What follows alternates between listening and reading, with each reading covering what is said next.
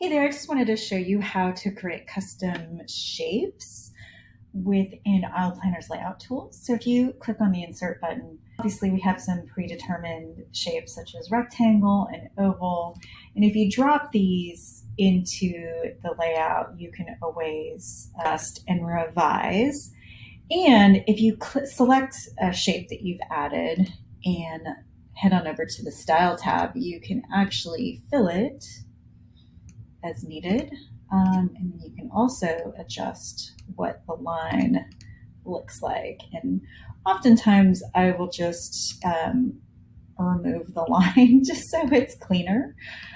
So when it comes to the path tool, it is very similar to that, but you just have a little more flexibility and freedom to be able to create custom shapes. So if you go ahead and click the path tool, if you click on your mouse or your trackpad, basically sets the starting point. And what you're going to want to do is just draw your path. And if you need to change the angle at a certain point, then just click again. And basically what that does is it sets the path. So I can go da da da da da da, and then if I return to the starting point, you'll see what it has done is created a custom path.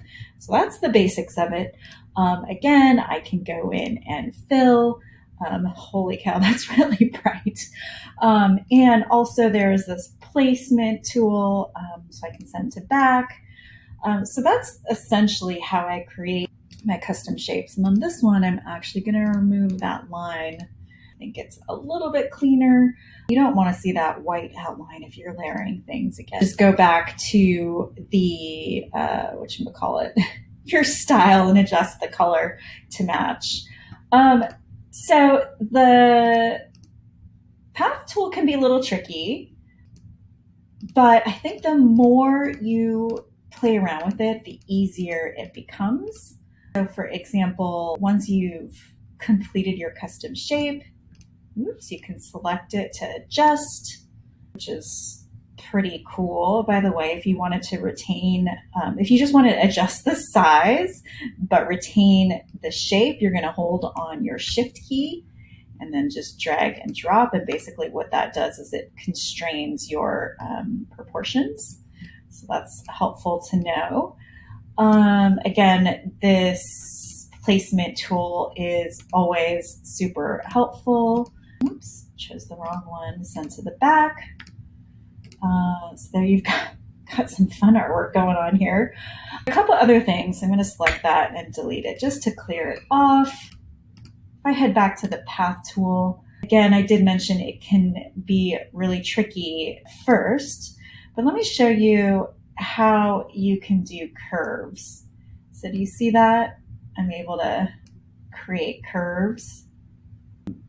So how you do that is you basically, when you're clicking to, when you're clicking to set your line, when you click, if you just drag, you basically click, hold, and drag.